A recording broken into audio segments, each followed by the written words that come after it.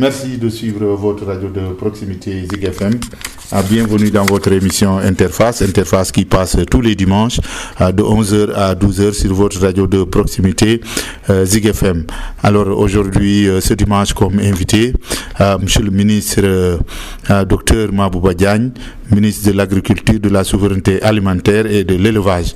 Donc avec lui, nous allons aborder beaucoup de questions liées notamment aux missions que les plus hautes autorités de la République lui ont confiées, mais également certaines questions, notamment la campagne arachidière, mais également l'élevage, puisque le ministère englobe tout cela. Nous allons parler particulièrement de l'apiculture, qui est également un domaine dans lequel certains Casamançais comptent s'appuyer pour créer de l'emploi. Alors, monsieur le ministre, bonjour. Bonjour, monsieur, et permettez-moi d'abord de remercier l'accueil qui m'a été fait aujourd'hui avec toutes mes équipes. J'ai vu la chaleur de l'accueil et je remercie le gouverneur, les maires, les préfets, les sous-préfets et toute la population de Ziguinchor et toute la population de Casamance. Voilà, donc pour ceux qui ne connaissent pas assez bien, monsieur le ministre, à revenir un peu sur une petite présentation et votre parcours, surtout sur le plan professionnel. Bon, je suis sénégalais de nationalité. Je fais partie de la première promotion de l'université de Saint-Louis. Et après avoir eu mon bac en 89, en 90, je suis allé à l'université de Saint-Louis pour faire des études de mathématiques appliquées et informatique. Après avoir obtenu ma maîtrise et mon diplôme d'études approfondies avec une mention bien, j'ai eu la chance d'avoir une bourse des Nations Unies. Je suis parti à l'école internationale de physique théorique à Trieste, avec l'aide de professeur Marito Ignan, au passage que je remercie infiniment. Après avoir obtenu mon diplôme de postgraduate de diplôme en Italie, j'ai toujours voulu faire de la finance. J'ai eu une bourse de la communauté européenne. Je suis parti en Allemagne à l'université de Kaiserslautern, où j'ai fait un master de mathématiques appliquées, de mathématiques financières. Et après, j'ai fait mon doctorat de mathématiques financières.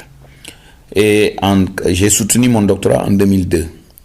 Et de 98 à partir de 98, j'ai intégré la deuxième plus grande banque en Allemagne, qui s'appelait Dresdner Bank. Et après avoir fait une relative belle carrière là-bas, après 6 ans, j'étais devenu directeur. Je peux dire que je faisais partie des tout premiers jeunes Africains noirs directeurs dans une banque internationale en Allemagne. Après 6 ans et demi, j'ai toujours voulu, comme tout jeune banquier d'investissement, je suis allé à Londres parce que les deux grandes places financières, c'est Londres, la City et Manhattan aux États-Unis. Et j'ai eu la chance d'être recruté par la deuxième plus grande banque en Suisse qui s'appelait Crédit Suisse, où j'ai fait une très très belle carrière. J'ai fait 6 ans et demi là-bas. Et après, l'envie de revenir sur l'Afrique commençait à me bouillonner. Et je suis retourné, avant de revenir sur l'Afrique, je suis retourné chez mon ancien employeur Commerce Bank, qui voulait racheter Dresdner Bank. Et après cette acquisition, Barclays Bank, la plus grande banque en Angleterre, de Londres, m'avait recruté pour aller en Afrique du Sud, faire 6 ans et demi comme directeur Regional MD en Corporate Investment Banking.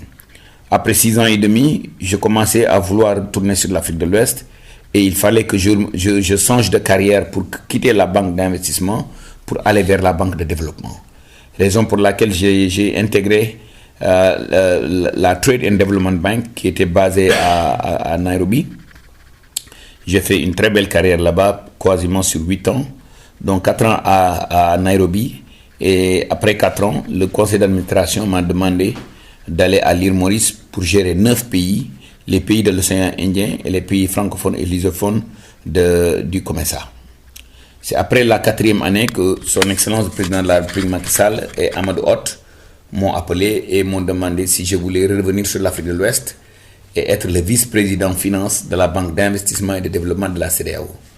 Et je l'ai fait pendant 4 ans. C'est après la fin des 4 ans que j'ai aussi reçu un autre coup de fil de son Excellence le Premier ministre qui demandait si je voulais rejoindre le gouvernement. Et jusque-là, vous allez vous poser la question, qu'est-ce qu'un banquier avec toute cette carrière de banquier vient faire dans un gouvernement et à faire de l'agriculture. Quand j'ai commencé à vouloir rentrer, j'ai commencé à tâter un peu qu'est-ce que je dois faire en termes d'investissement. Moi, je crois qu'aujourd'hui, bien que la diaspora, bien qu'il y ait un brain drain, il y a beaucoup de cerveaux qui quittent l'Afrique, mais on peut revenir parce que peut-être en travaillant à l'étranger, on peut gagner de l'argent, on peut économiser de l'argent, on peut avoir de l'expertise et on peut revenir avec ces deux-là. Et je crois qu'aujourd'hui, le Sénégal a besoin de deux choses. De la diaspora qui ont de l'argent et de la diaspora qui ont de l'expertise. Et cette combinaison-là, avec le savoir-faire, la discipline de l'Occident, peut-être ça peut changer la donne. C'est là où j'ai décidé d'investir dans l'agriculture industrielle. Aujourd'hui, j'ai le plaisir de dire que, après avoir investi plus de 2 milliards de francs CFA dans l'agriculture industrielle, je fais partie des 3 plus gros producteurs de poules de chair au Sénégal. On emploie une centaine de personnes et on a d'autres investissements en vue. Et moi, je crois que c'est comme ça que l'on peut rendre la monnaie à notre cher pays. Comme vous le voyez, j'ai toujours fait l'école publique, école primaire, école 9 de Guédiawaye, CS Momar Marem Diop de Yeumbeul, lycée Limamoulaye, l'université publique. Donc vous voyez que c'est l'université, c'est le public qui m'a permis. Je lance aussi un appel à la jeunesse. L'éducation est un ascenseur social. Ce pays, nous la construisons ensemble. Raison pour laquelle, avec toutes ces responsabilités que j'ai eues sur l'international, ça ne m'a pas empêché de revenir, peut-être même perdre de l'argent dans le sens, vous savez, un ministre ne gagne pas énormément comparé à ses responsabilités que je viens d'énumérer. Mais j'ai l'amour à mon pays et permettez-moi aussi de féliciter, de remercier son Excellence le Président de la République, de remercier le Président Ousmane Sonko pour la confiance. Parce que, je ne suis pas, comme je le dis souvent, je ne suis pas politique. Ils ne me connaissaient pas, mais ils ont vu peut-être ce que j'ai fait dans l'agro-industrie, mon expérience bancaire. Et je peux vous dire que je suis ganté d'une extrême bonne volonté pour accompagner son Excellence le Président de la République et pour accompagner le Premier ministre. Voilà, je rappelle que vous suivez Interface, une émission qui passe tous les dimanches. Aujourd'hui, nous avons le plaisir d'accueillir Monsieur le ministre Mabouba Diagne, ministre de l'Agriculture, de la Souveraineté Alimentaire, mais également de l'élevage. Alors, le chef de l'État, le président de la République et son Premier ministre vous ont fait confiance.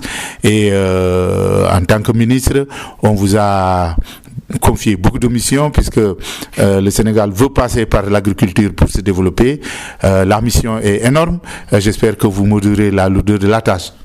Vous savez, oui, mais vous savez, je dis souvent, et vous me permettez de le dire en Wolof, lu baax Yàlla moo koy mottali. Je suis ganté d'une extrême bonne volonté pour résoudre cette équation. Parlons de chiffres maintenant. Le Sénégal importe au total 7500 milliards de francs CFA, 2500 produits. Les denrées alimentaires, le Sénégal importe 1070 milliards de francs CFA en denrées alimentaires, dont 1,4 million de tonnes de riz, 860 000 tonnes de blé, 450 000 tonnes de maïs, 387 000 tonnes de fruits et légumes, plus de 200 000 tonnes de sucre, plus de 210 000 tonnes d'huile et plus de 100 millions d'euros de lait. Voici où se trouvent les opportunités. Revenons maintenant à la Casamance. La Casamance a des terres arables, une bonne pluviométrie, une population qui s'est cultivée, raison pour laquelle je crois que les 5 pays du Sud et du Sud-Est peuvent jouer un rôle extrêmement important dans l'autosuffisance et la sécurité alimentaire. Si vous voyez, par exemple, je vous donne un secteur, le secteur du maïs. Nous importons présentement plus de 450 000 tonnes de maïs. Et cela n'intègre pas les besoins de la filière porcine si on devait le développer.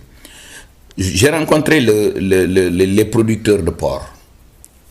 Au passage, je leur remercie, je leur félicite pour la qualité du plan d'affaires national qu'ils m'ont donné. Ce plan d'affaires national nous dit qu'ils doivent produire 700 000 têtes de porc. Pour produire 700 000 têtes de porc, vous avez besoin de 400 000 tonnes de maïs. Les 400 000 tonnes de maïs que la filière porcine aurait besoin, et les 450 000 tonnes de maïs qu'on nous présente, que nous importons présentement, vous les mettez ensemble, c'est plus ou moins 900 000 tonnes. Disons 1 million de tonnes, pour faire plus simple. 1 million de tonnes, à raison de 5 tonnes à l'hectare, c'est 200 000 tonnes, c'est 200 000 hectares que l'on doit aménager et cultiver. 200 000 hectares, vous le divisez par 5 hectares, 5 hectares, 5 hectares, c'est combien? 20. C'est 40 000. Donc c'est 40 000 emplois seulement que l'on peut créer pour le maïs. Maintenant, l'avantage peut-être d'investir lourdement dans ces infrastructures agricoles. Ces 200 000 hectares, ça va te permettre non seulement de résoudre le problème du maïs. Le maïs, la culture dure 4 mois maximum. Après, tu as 8 mois pour faire quoi? Tu as 8 mois pour faire de l'arachide. Et tu as, peut-être l'arachide va durer 4 mois. Les autres 4 mois, qu'est-ce que tu en fais? Tu en fais des fruits et légumes. Donc, vous voyez que sur les mêmes terrains, sur les mêmes périmètres agricoles, vous avez l'équation de 3 spéculations. Maintenant, ces 50 dernières années, on a peut-être investi dans l'agriculture et l'élevage, mais à mon humble avis, on a très mal investi. Je vous donne l'exemple de la mécanisation. Ces 10 dernières années, notre pays a investi plus de 200 milliards de francs CFA en tracteurs. Aujourd'hui, quand vous allez dans le monde rural, vous voyez des cimetières de tracteurs. Raison pour laquelle nous voulons changer cette donne. Maintenant, pendant ces 60 dernières années, notre agriculture ne fait que de l'agriculture hivernale. Comment on peut espérer nourrir la population et produire 3 fois dans l'année? Raison pour laquelle, si vous me permettez, j'ai 10 projets prioritaires. Ces 10 projets prioritaires, c'est la construction de 557 coopératives agricoles communautaires, ou CAC. On va commencer par 12, on va commencer par 14 dans une CAC dans chacune des 14 régions du Sénégal. Après, peut-être l'ambition c'est de le faire ces 12-18 prochains mois. Après, dans les 5 premières années, on va penser à 46 dans chacune des 46 communes départementales. Et après, essayer d'accélérer. Maintenant, ces 557 coopératives agricoles communales, l'État ne peut pas le faire seul. Nous allons faire des partenariats publics-privés. Nous allons accompagner les gens qui ont les moyens d'aller dans leur terroir et faire ce que j'appelle Sokali Sogor.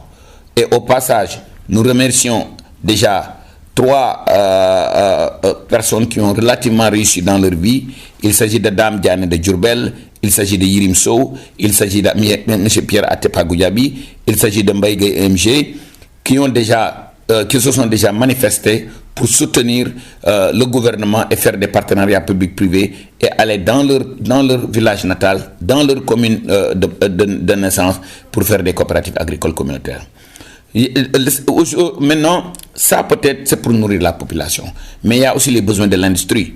Aujourd'hui, le deuxième projet consiste à faire des grands périmètres agricoles où je passe pour l'autosuffisance en riz, en blé, en maïs, en huile, en sucre, en mil, en sorgho, en fognon, en niébé, en fruits et légumes, etc.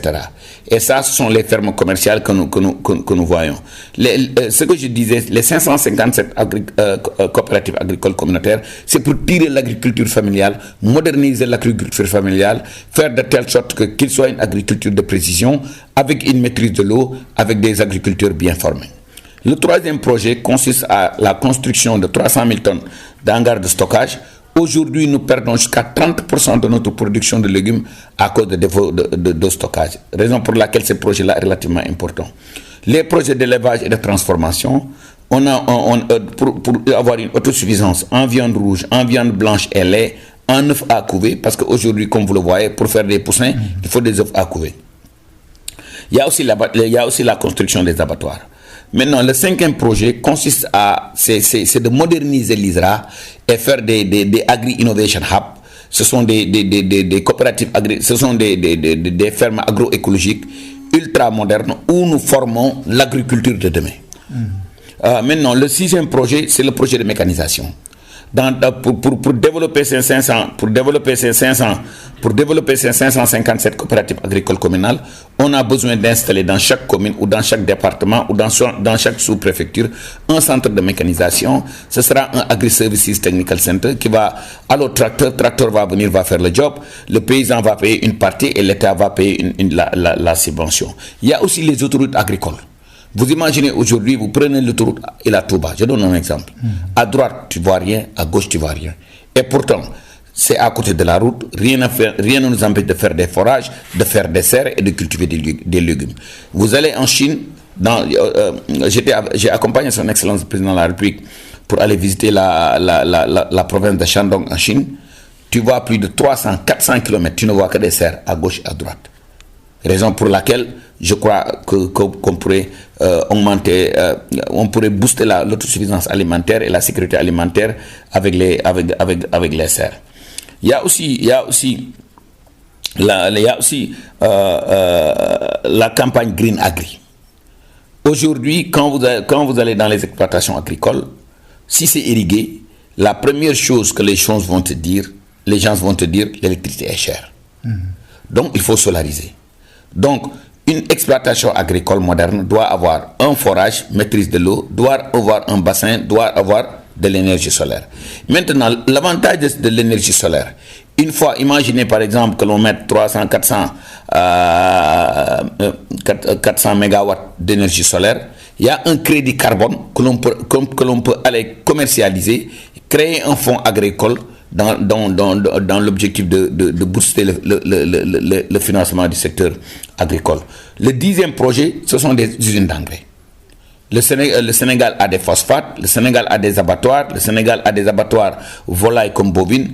Maintenant, l'idée, c'est de vraiment valoriser, de construire des usines d'engrais organominéraux, des usines d'engrais chimiques pour booster l'agriculture.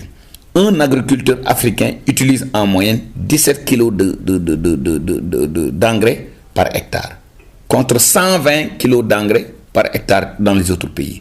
Donc, j'ai l'intime conviction qu'avec ces dizaines de projets que je viens de vous énumérer, c'est comme ça que je compte moderniser l'agriculture. Maintenant, cela va nécessiter des réformes. Il y a les réformes foncières. Cela va nécessiter des réformes. La réforme fiscale. Cela va nécessiter des réformes. Réorganiser le ministère pour réorienter, pour réorienter des structures comme la Sonacos, Prodac, Anida. Réorganiser aussi le ministère pour mieux servir la population rurale, à savoir l'agriculture et l'élevage. Voilà.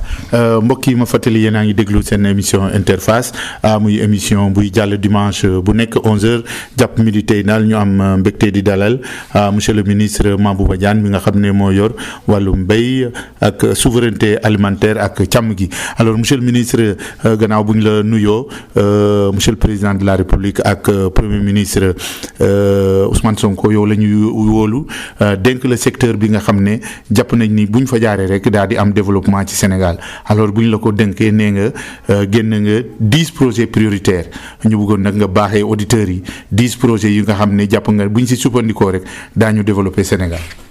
D'abord maa ngi leen di gërëm yéen ñëpp di leen sant su ngeen ma permettre ma wax leen ne il faut ma expliquer leen d'abord lu waral 10 projets yooyu pour ngeen comprendre 10 projets.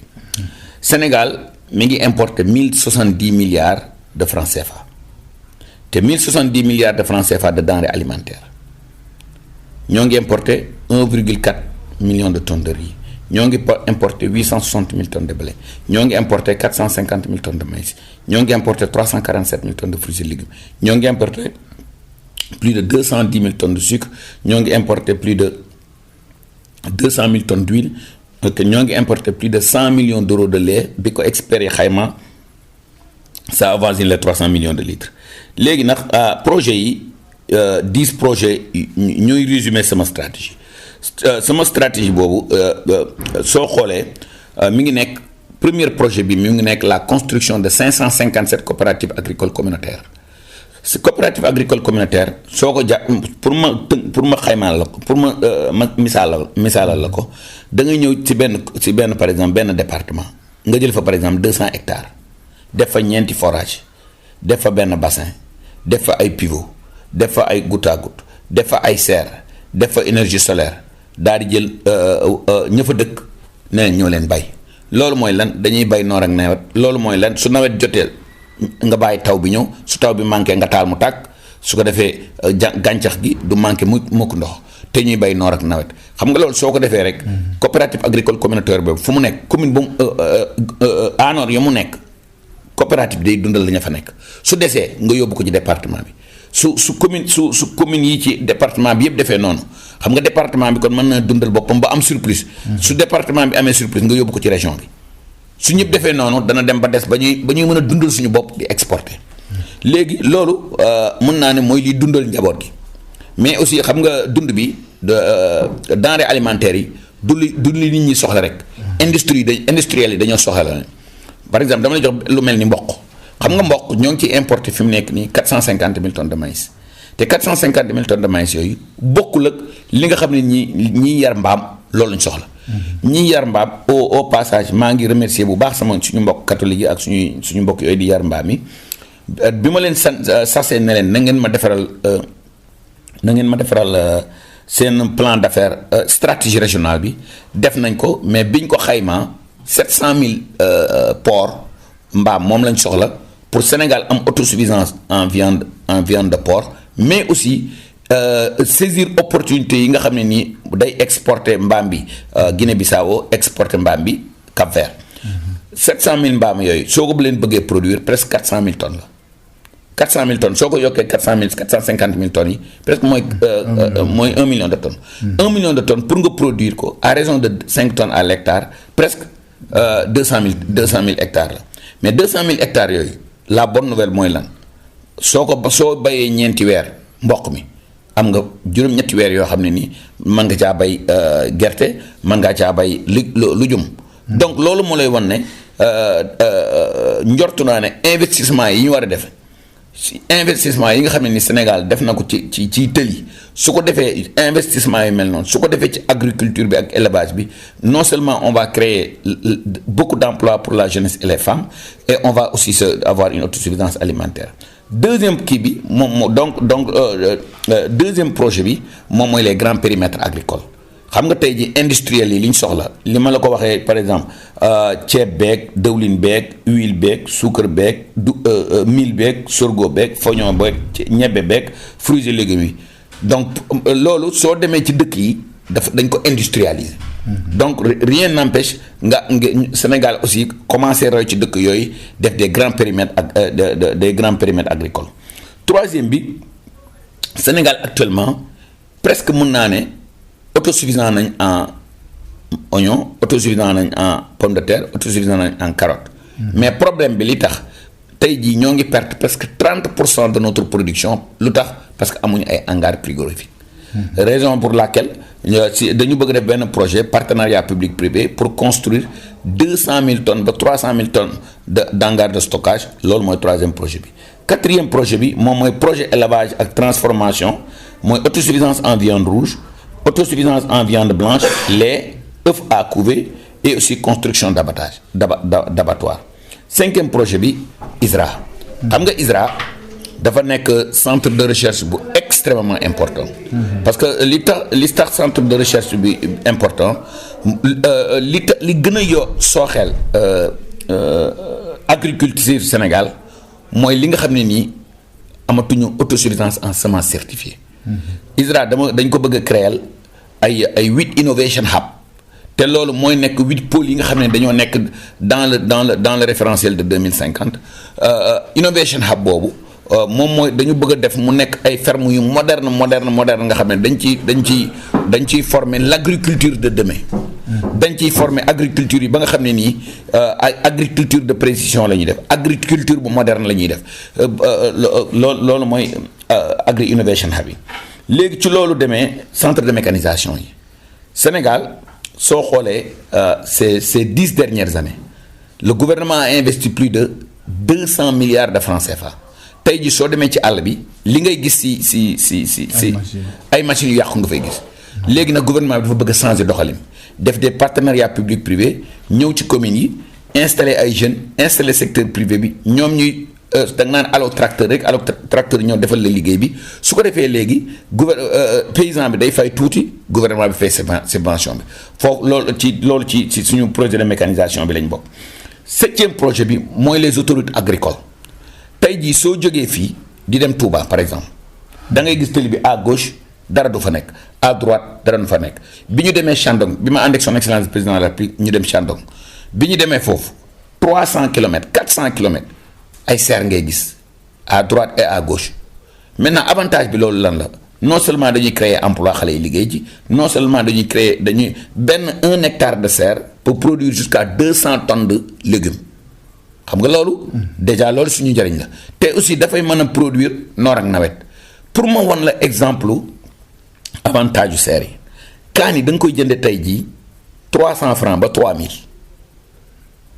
carotte da nga koy jënde 250 ba 900 ci benn at oignon da nga koy jënde 250 ba 700 ci benn at lu ko waral dafay am diir boo xam ne nii non seulement dañuy perdre 30% de notre production à cause de magasin de stockage yu kii c'est parce que aussi on est obligé ñu jéggaani ren jii rek importé nañu 45 milliards ci oignon xam nga loolu Sénégalais war nañu ko rus. maintenant donc wax naa ci autoroute agricole yi ba pare maintenant soo xoolee aussi énergie solaire dafa am lu mooy tuddee campagne green agri mooy agriculture boo xam ne dafa verte tey jii soo demee ci exploitation yi nga xam ne dañuy roose li ñu lay njëkk a wax mooy courant bi dafa seer loolu moo tax ñu bëgg indi solaire bi indi forage yi ba nit ñi di bàyyi noor ak nawet 10e projet bi moom mooy les usines d'engrais Sénégal am na phosphate soo xoolee par exemple usine bu mel ni OCP en Simac dañuy def près de 7 milliards de dollars de chiffre d'affaires seen phosphate la ñuy utiliser. Son excellence le président de la République premier ministre bi wax nañ ko y a les phosphates de Matam y a les phosphates de Darou Mousti mais à côté de ces engrais chimiques là aussi il y a les abattoirs tey jii rek dama jóge Sonacos xoolal seen coque boobu ñuy defar suñ ko booleeg suñ lëkkaloo woon ak abattoirs yi dañuy defar des engrais organominéral moom mooy compost moom mooy tos te loolu moom moo gën ci loolu moo gën ci suuf si. Donc ce sont ces dizaines de projets là ma boole ko aussi ak ay réformes ak ay conventions de partenariat réformes yi war nañoo réformer Sonacos war nañoo réformer ANIDA war nañoo réformer Prodac réforme foncière bi war nañ ci taxaw son excellence président de la République sant nañu pour ñu def réviser la loi agro-sylvo-pastorale d'ailleurs su ngeen seetloo sama mission bi sama mission ak Ziguinchor bi dama jël ñetti mbir. président naa ci CRD bi nga xam ne nii moom mooy la révision loi agro-sylvo-pastorale bi présider si le comité international pour l'apiculture ba pare ci def ci setal Sonacos bi ubbi ci campagne de commercialisation bi Sonacos au passage xam naa dinaa ci dellusiwaat maa ngi fi remercier di féliciter le directeur de la Sonacos et les équipes de la Sonacos pour l'excellent travail qu'ils sont en train de faire. waaw monsieur le ministre waaw ci campagne bi sax lañ jëm gannaaw ubbi nañ ko yan yaakaar nga ci am ci wàllu prévision bu dee am na tam ay jafe-jafe yan la. d'abord damay wax baykat yi ne leen bu leen wanteer seen gerte gouvernement bi nee na 305 francs moom mooy prix plancher bi bu leen pasaree seen gerte di ko wanteer tey ji campagne bi commencé nañu on a les banques. Au passage maa ngi remercier LBA BND ak toutes les pôles bancaires qui ont soutenu la Sonacos xaalis am na opérateurs yi ñoo ngi ñëw di jënd ci gerte yi ci point de collecte yi dem leen jaay seen gerte ci point de collecte yi prix minimum 305 francs la opérateurs yi yéen tamit maa ngi leen di wax ne leen yéen na ngeen jubal opérateur buñ ci jàpp ngay jëndi moins de 305 francs tant que maa ngi ci ministère bi benn doomu gerte doo ko fi jaay te dinaa la génne ci circuit bi. Donc ça c'est un appel que je lance aux opérateurs. Maintenant maa ngi aussi remercier tous les acteurs de la filière exportateurs yi te dinaa ci dellusi les opérateurs la Sonacos Segna bi le ministère les DRDR les SDRDR et surtout son excellence président de la République ak premier ministre bi 120 milliards de francs CFA lañ jàppale le monde agricole donc loolu maa ngi koy rafetlu donc comme campagne de commercialisation bi aussi ñoo ngi koy accélérer comme ni ngeen ko gisee aujourd'hui on a émis le premier chèque de 24 millions et quelques aux 2 premiers camions qui sont arrivés maa ngi remercier aussi madame Aïda Mbodj bu DER moom tamit presque il a dégagé un budget de 1 milliard 960 millions pour accompagner les opérateurs à avoir des cribles loolu lépp moo lay wan ne la toute la nation sénégalaise est encore requinquée pour ñu est encore très motivée pour ñu jàppale commercialisation bi. li may ñaan yàlla nax mooy li wolof di wax nee na jaam ak mébitam yàlla ak dogalam. yàlla nañ commencé yàlla nañ ci duggee ci bismillahi rahmaani rahim. eggal ci alhamdulillahi rabbil alamin di lancer aussi un appel aux commerçants yi importe dawlin. dem leen jënd dawlinu Sonacos bi balaa ngeen di importer.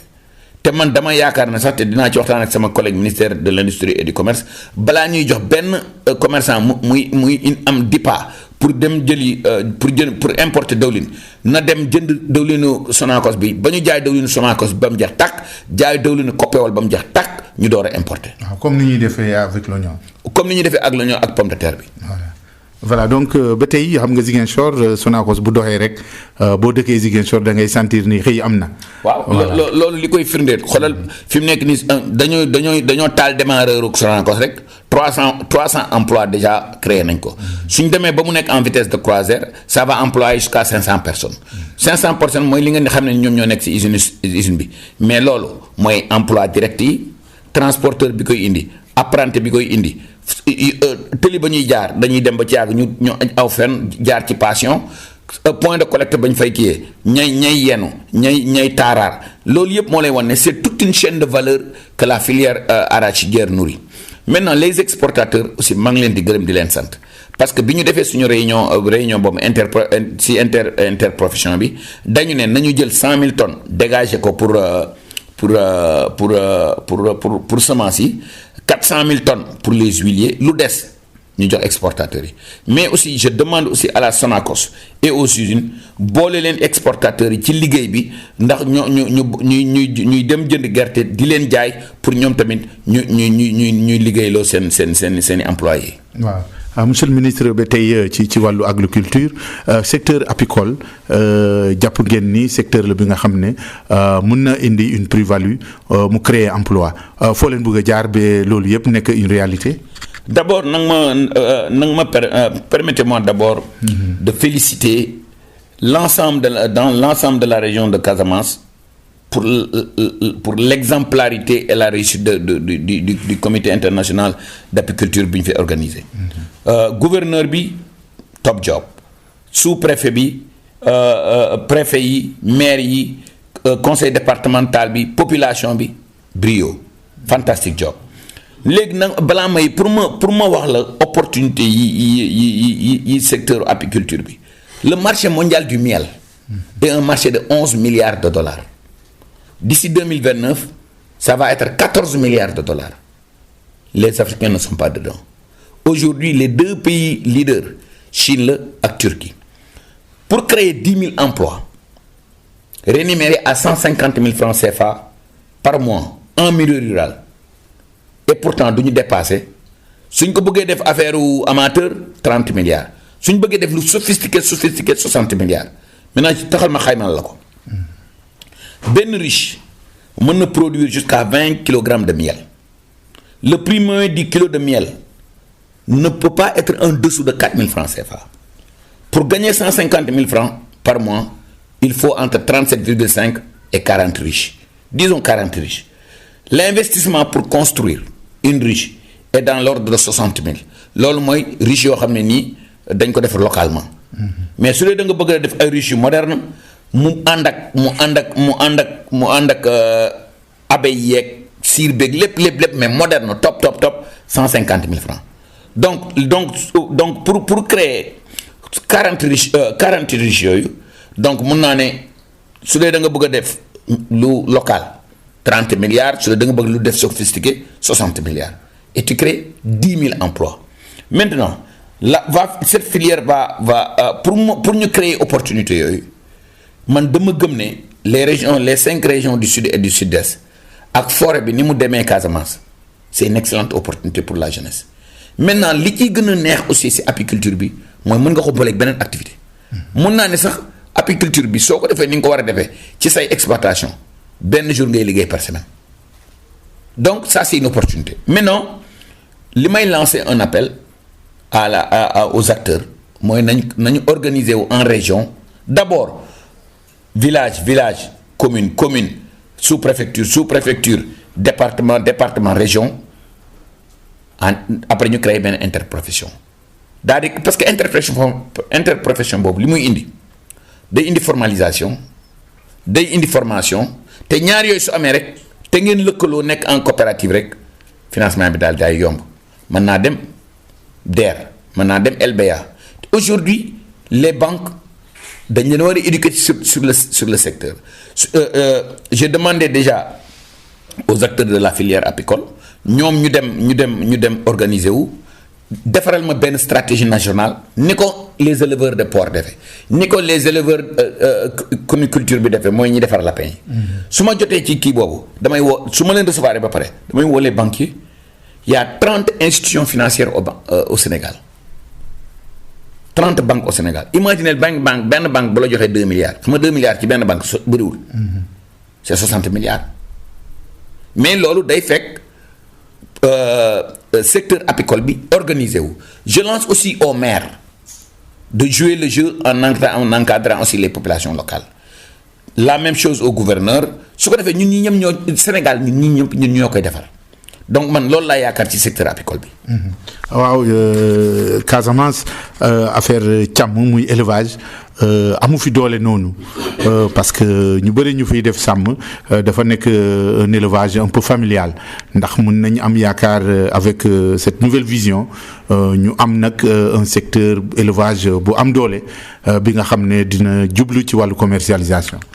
xam nga ça c'est une très très très très bonne question soo xoolee du ma ne sax Casamance kese damay wax les régions du sud et du sud-est mais on va revenir sur la Casamance dafa nekk dafa am benn corridor d'exportation sur la Guinée-Bissau donc yéen déjà l'élevage du porc wax naa la ko sànq 700 000 porcs attends le porc peut devenir l'élevage porcin peut être une grosse industrie ici maintenant xam nga fii peut-être la mousse ZZ tax na ba peut-être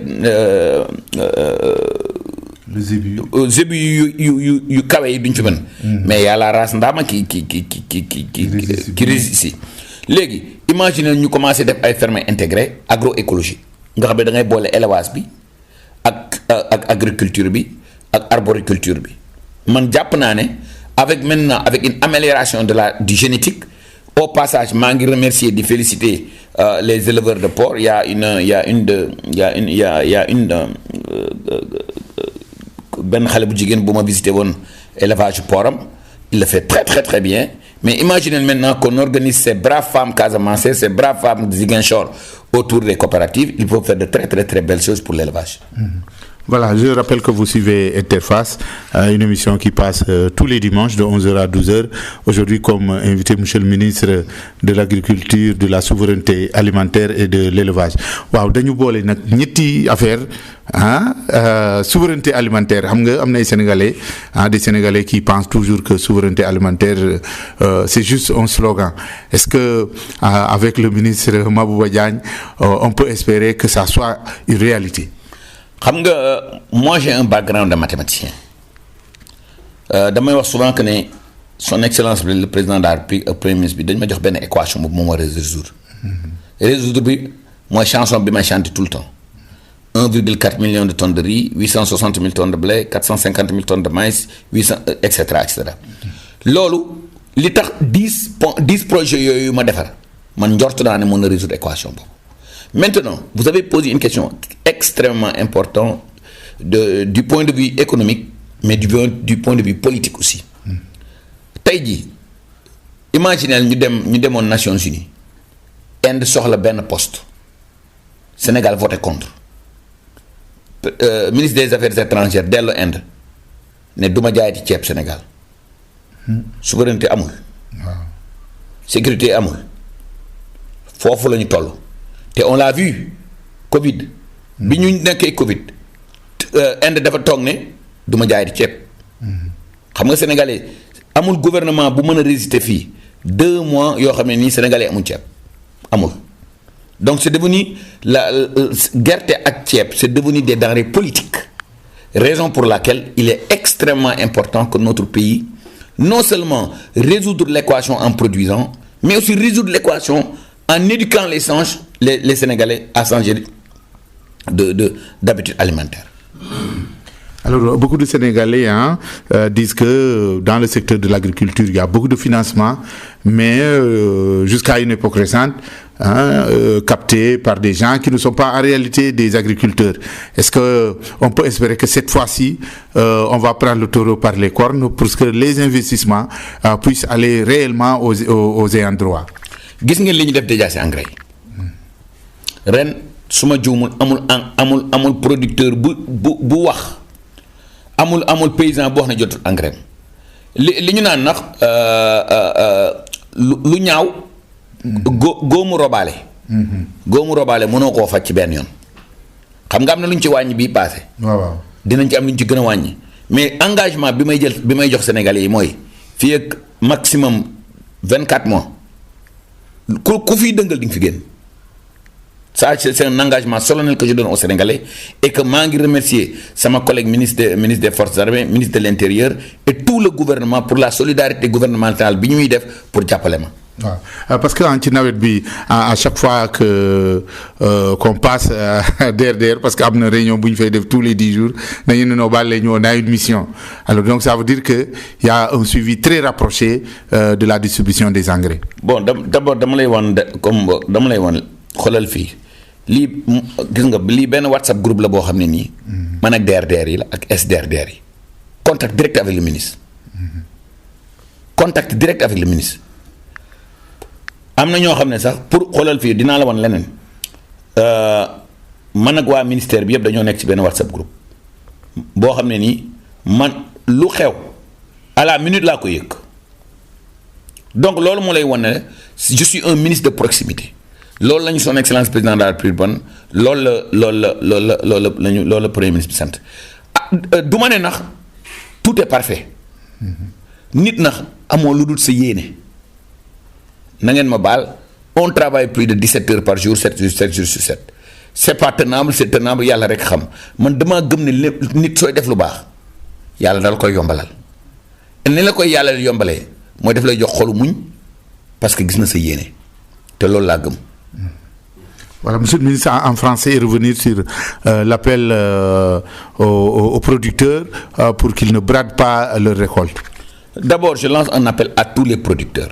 Son Excellence le Président de la République, le Premier ministre, ont mis la barre très haute de 305 francs, le prix plancher. La Sonacos a de l'argent, merci aux poules bancaires. Chers producteurs, ne bradez pas vos graines d'arachide. Aux opérateurs, je vous lance un appel, respectez le prix plancher. Tout opérateur que nous prenons en train de violer cet accord, vous êtes radié de bon sur la liste des opérateurs. Ça, c'est un appel que je lance et je serai ferme là-dessus. Voilà. Alors, je rappelle que vous suivez Interface, une émission qui passe tous les dimanches. Aujourd'hui, nous sommes avec le ministre de l'Agriculture, de la Souveraineté alimentaire et de l'élevage. Monsieur le ministre, le secteur de l'élevage, quel est son apport dans l'économie du pays? Vous savez, laissez-moi d'abord vous illustrer 2 événements. La fête de la Tabaski. C'est 2 millions de moutons. À raison de 100 000 francs CFA par mouton, c'est 200 milliards de francs CFA. Le Gama, le Magal de Touba, ces 2 jours d'événement, c'est plus de 350 milliards de budget. Vous imaginez déjà le nombre de moutons, de bœufs que l'on égorge dans les... C'est la même chose avec les gamous, c'est la même chose avec les pèlerinages à la Mecque. Le Sénégal importe plus de 100 millions d'euros de lait. C'est l'équivalent de 300 millions de litres. C'est l'équivalent de 55 000 vaches laitières avec des races améliorées qui peuvent produire jusqu'à 15 litres par jour.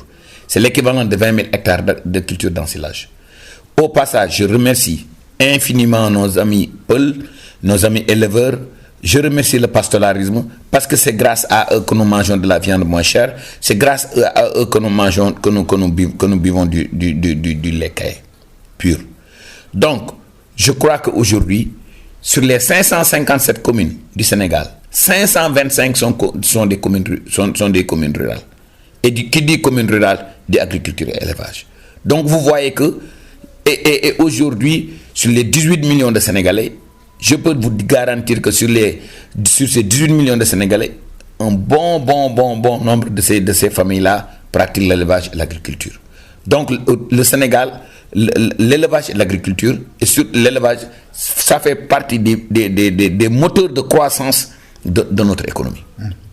Alors, il y a souvent des problèmes entre éleveurs et agriculteurs. Comment vous gérez tout cela au ministère? Bon, ça, c'est mon casse-tête. Il y a deux choses qui m'empêchent de dormir de temps en temps. C'est à l'approche de la récolte, quand les jeunes éleveurs mettent les animaux dans les périmètres agricoles. C'est peut-être de créer des corridors de pâturage. C'est facile à dire, très difficile à faire. Raison pour laquelle j'ai l'intime conviction que ces coopératives agricoles communautaires, avec des clôtures de garage et tout, ça peut régler le problème. Il y a aussi un autre fléau deux autres fléaux qui nous empêchent, qui gangrènent aujourd'hui notre élevage. C'est le vol de bétail et le fait que les gens ne respectent pas le décret qui interdit de tuer des brebis dans les abattoirs. Le vol de bétail, un autre casse-tête. Peut-être on devrait penser à la géolocalisation du bétail. C'est des technologies aujourd'hui qui coûtent un peu plus cher, mais la réflexion, on est déjà sur la réflexion. Alors dans les régions sud, j'allais en venir, le vol de bétail avec les frontières des pays limitrophes, où quand même parfois ça se fait avec violence, avec mort d'homme. Il y a des comités de vigilance, surtout dans le département de Goudomp, où quand même le vol de bétail est très accentué. Alors avec votre collègue des forces armées de l'intérieur, quelle synergie est en train d'être peut-être envisagée ou déjà réalisée pour permettre aux éleveurs qui sont au niveau de la bande frontalière de pouvoir garder leur bétail en toute sécurité? Vous savez, au passage, permettez-moi d'abord de remercier mon collègue ministère des forces armées et mon collègue ministère de l'intérieur. Il y a aussi les ASP. La douane, il y a les gardes forestiers. C'est toute une synergie, c'est toute une solidarité gouvernementale qu'on est en train de déployer. Mais malheureusement, les frontières sont très vastes. Mais rassurez-vous que le gouvernement est en train ne ménagera aucun effort pour protéger les biens et les personnes dans notre pays. Voilà, je rappelle que vous suivez Interface. Monsieur le ministre, dañ koy wax ci kàllaamay Kocc suñu frontières yi sàmmkat yi nga xam ne dañoo nekk foofu souvent surtout ci région Sédhiou département Goudomp léeg-léeg ñuy ñëw di jël jur ji dañuy ànd ak ay ngànnaay te suñu sàmmkat yi souvent yoruñu ngànnaay. Alors ndax yéen a ngi liggéey ak forces armées ak ministère de l'intérieur pour que ñi nga xam ne dañoo yor ay jur te dëkk ci frontière bi ñu mun koo yor ci jàmm. waaw loolu nag moom jafe-jafe la waaye nag maa ngi remercier le ministre des forces armées di remercier ministre de l'intérieur ministre de l'environnement mooy les gardes forestiers là ak ASP yi ñoo ngi ciy def liggéey bu rafet. C'est vrai, c'est une difficulté, mais que les Sénégalais sachent que l'État est très décidé et l'État mettra tous les moyens qu'il faut pour protéger les Sénégalais et leurs biens. Voilà. Alors ci wàllu xam-xam agriculture laaj na jàng est-ce que ci wàllu formation professionnelle ak enseignement supérieur yéen a ngi sóoraale pour orienter beaucoup de jeunes ci domaine boobu parce que xëy na ñu bëri seetlu nañu ni am na ay ndaw yu nga xam ne agriculture intéressé na leen mais xëy na dañoo gisul intérêt bu ci nekk wala xam-xam bi la ñu amul. xam nga loolu c'est une très bonne question. L'agriculture est devenue une science.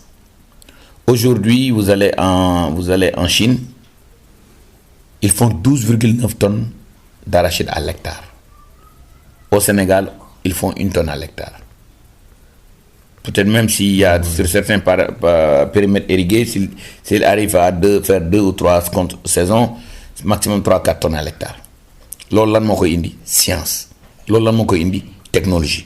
Loolu lan moo koy indi digitalisation. loolu lan moo koy indi maîtrise de l'eau loolu lan moo koy indi maîtrise des sols santé des sols donc tout ça pour vous dire que c'est l'agriculture moderne est une agriculture de précision et je suis absolument convaincu que technologie bi mun na accélérer technologie bi ak digitalisation bi mun na accélérer suñu autosuffisance et suñu sécurité alimentaire. Voilà monsieur le ministre waxtu bu ñu cëralee daanaka jeex na presque ci yan kaddu ngay tëjee waxtaan bi.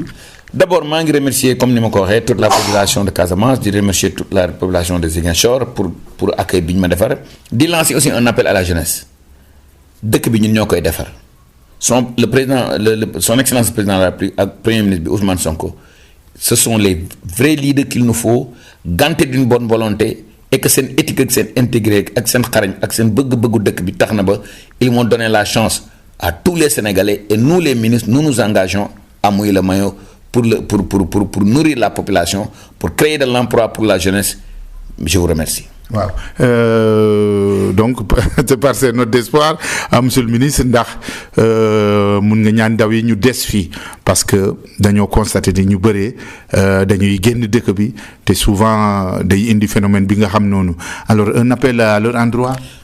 À la jeunesse saisissez l'opportunité que son excellence président de la République ak premier ministre bi jot nañ ci réew mi yàlla nax mu leen ko jox. tëj nañ leen dóor nañ leen xas nañ leen saaga nañ leen yàlla tijji kaso yi génne leen yóbbu leen palais te gis nga leen bi ñu nekkee ci gouvernement bi ba léegi yendu wuñu naanaluñu fanaanaluñu ñoo ngi liggéey guddi ak bëccëg seen ministres yi ñoo ngi liggéey guddi ak bëccëg donc la jeunesse venez travailler avec nous faites-nous confiance nous allons bâtir ce pays-là ensemble l'avenir c'est là. L'avenir, c'est ici et on va le construire avec vous. Voilà. Merci, monsieur le ministre. Donc, c'est par ces recommandations de monsieur le ministre Mabouba Diagne, ministre de l'Agriculture, de la Souveraineté Alimentaire et de l'Élevage que nous allons clôturer cette émission. À la présentation, c'était Maud Lamine Mané, à la cabine technique Ndeye Fatou Sonko. Merci et bonne suite des programmes.